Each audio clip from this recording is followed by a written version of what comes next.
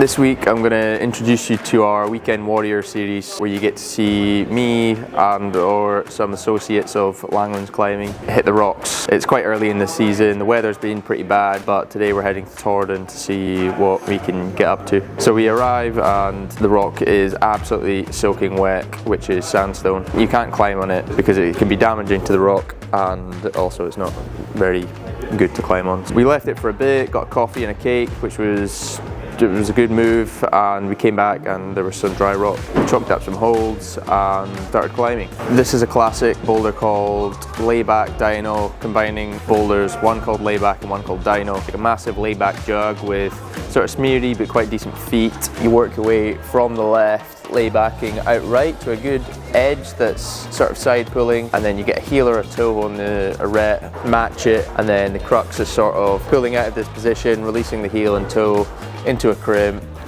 into a really good edge, and then this is where Dino starts, where you cross up into a jug and then it's plain sailing from there. And it's pretty benchmark V7 or 7A plus at Torridon. Yeah, it's really good. I'd done it before. I think I flashed it when I was 14 or 15, something like that. But I'd never done the sit start. And then I go on to do the sit start. So the sit moves were quite bunched, only adds one real move. It is a fair bit harder in the V8, sort of 7B range. But yeah, it's a good little variation to do.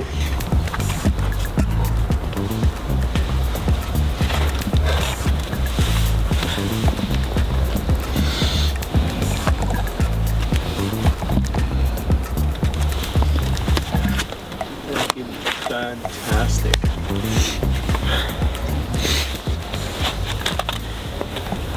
For those who don't know, Torridon is an area in the northwest of Scotland, hour and 20 minutes from Inverness, and it is probably my favourite place I've ever climbed. I've climbed in a few good places in the world, such as Switzerland, and I think Torridon has some of the best potential, in the UK anyway, potentially in the world, for new and hard climb. The rock quality is great, it's bulletproof sandstone, some of the oldest rock in the world actually. No geologist, but it's a pretty interesting fact. So on this particular day, because so much was wet, we were limited to what we could climb on, but in Torridon everything is such good quality that it's worth either doing again or just doing easy stuff rather than challenging myself. There's a few things I'd like to do there that are challenges for me, and they were all wet, so I was steered away.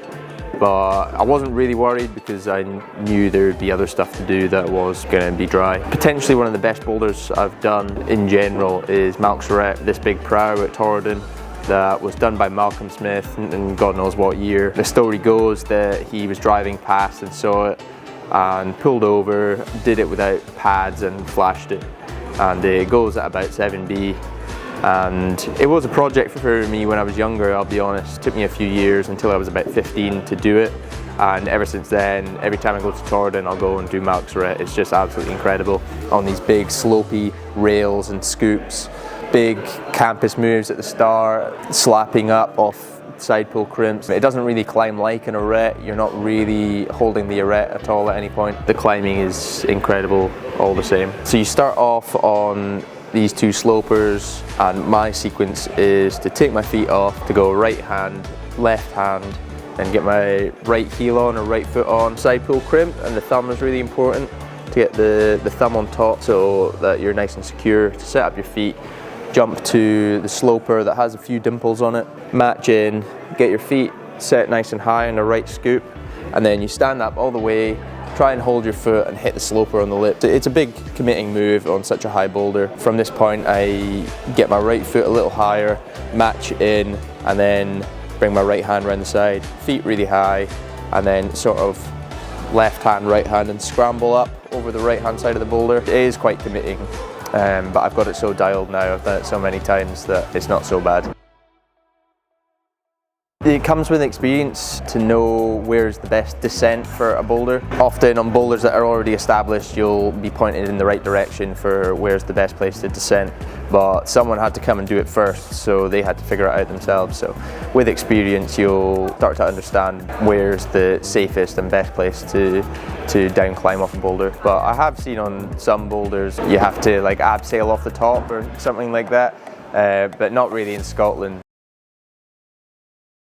So for anyone who hasn't climbed outside, bouldering is a great way to get into it, although I wouldn't recommend going on your own for the first time. Try and find an experienced person just to get confident before venturing out on your own, because things can go wrong. It's just like bouldering indoors. You need to learn about pad setups and how to adjust your pads correctly in the right place. So also knowing where you're going to fall is something that comes with experience when you're outside, or just climbing in general. It's not something you're going to grasp straight away. You also potentially fall a little bit different.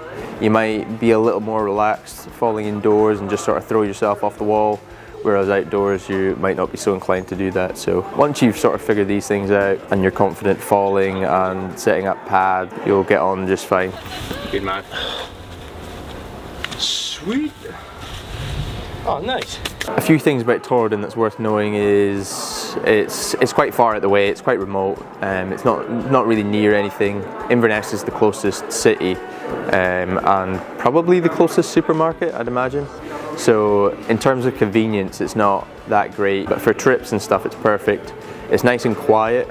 You don't seem to see a lot of traffic there. I mean, in the summer you see a few caravans and stuff of people doing the North Coast 500, but generally it's pretty okay in terms of climbing traffic. And there's just so much to do and at so many grades. Really quite a nice approach on a good path, and probably not even 5 minutes to most of the boulders from the road. A really big plus for me anyway.